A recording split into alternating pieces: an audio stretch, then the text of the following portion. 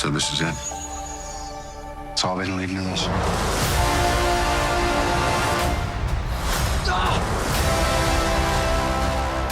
Ready? Let's go.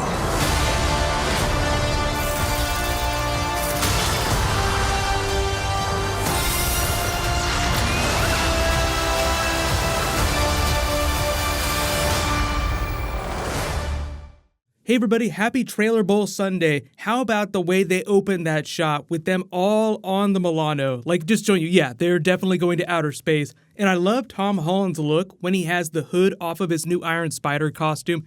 Tony Stark's model prime armor actually looks like it comes out of his glasses because he holds his hands up to them and they just disappear into the gauntlets. So maybe like during Civil War when he had the wristwatch that turned into a device, he has this entire suit that comes out of the glasses in the arc reactor in his chest. Because that's the only thing that's there all the time.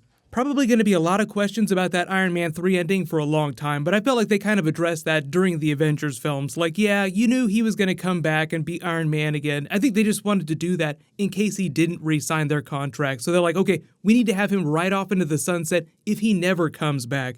But of course, that never happened, so we get a better look at some of these big action set pieces. What they did is they've expanded on the previous trailer that they dropped, so I'll link that one at the end of this so you can compare. But I also just posted that Thanos teaser with the longer scene, so a couple Infinity War videos dropping really recently.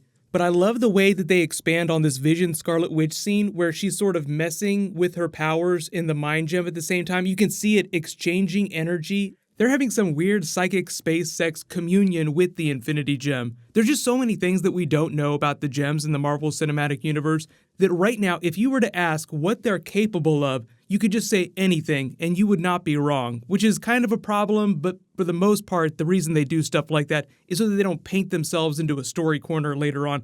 So that when they had Thanos assemble all the gems in the gauntlet by the fourth Avengers film, they could just have him do whatever they wanted to. And it wasn't like something that was predetermined 6 movies ago. Only the fact that he would assemble the gauntlet. But this shot of the Guardians walking out of the Milano looks like them landing on Earth. I'm guessing that's where they meet, because obviously Peter and Iron Man have to get up there somehow. And if they're walking out, it's on ground.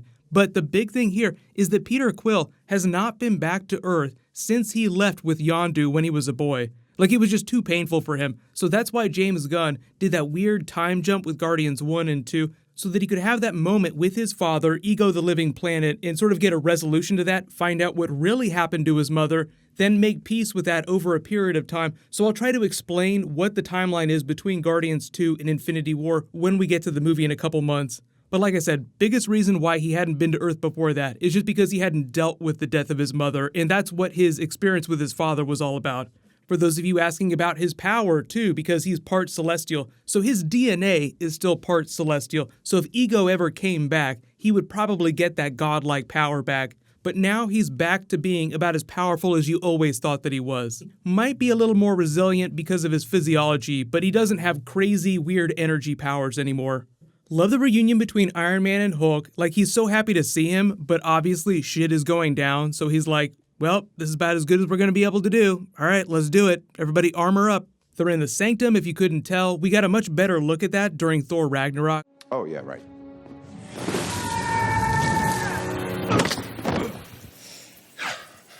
I have been falling for 30 minutes. You can handle it. This is obviously much more serious, but I do think that they'll play it for a couple funny moments. Like, how could it not be funny that Hulk crashes through the Sanctum? Like, hey buddy, where you been this whole time? And he has to fill him in on all the events of Ragnarok.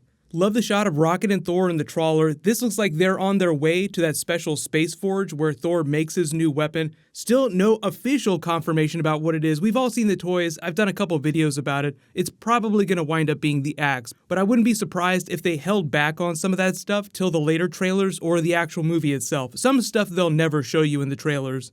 We get a better shot of what looks like Loki on the same planet's surface where Iron Man gets the beatdown, or the person wearing the Iron Man armor gets the beatdown from Thanos at the end of the trailer that we saw last time. This is actually really badass because what suit is Spider-Man wearing? He's wearing the old version of the costume when he jumps on that big cylinder. So think about it this way. He's on the bus, his Spidey sense goes off the charts, He sees that big cylinder above Manhattan, so he makes a dash for it, jumps up on it, tries to start taking it down, and this is probably where Iron Man activates his Iron Spider armor, and it probably just goes onto him like we saw during Iron Man 3, like he just has the different pieces that attach to him, so that's probably how he gets it. He doesn't climb into it one leg at a time. It just assembles around him like the earlier versions of Iron Man's armor. Iron Man still gets the coolest version of the armor, so obviously it's way more advanced than the Spider-Man armor.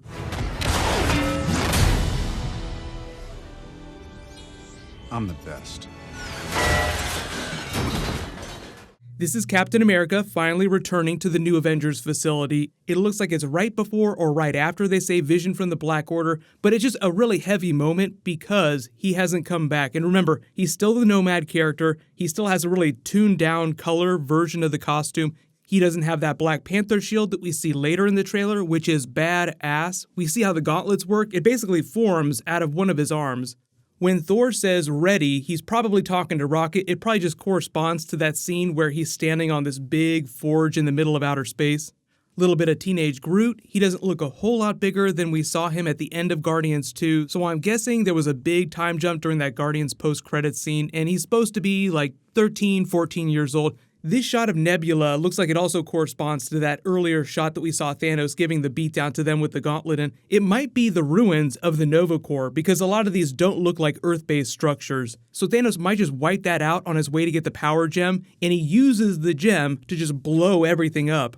Bigger shot of the Outriders invasion, Black Widow with Adora Milaje. Obviously, a lot of these people are fighting each other during the Black Panther trailer, so once you go see that movie, you'll understand what's going on there. But I wouldn't really consider it that much of a spoiler. Wakanda Forever is an important idea for the Black Panther movie, so even though there's a lot of civil war happening during that, they get their shit together before the Outriders invade.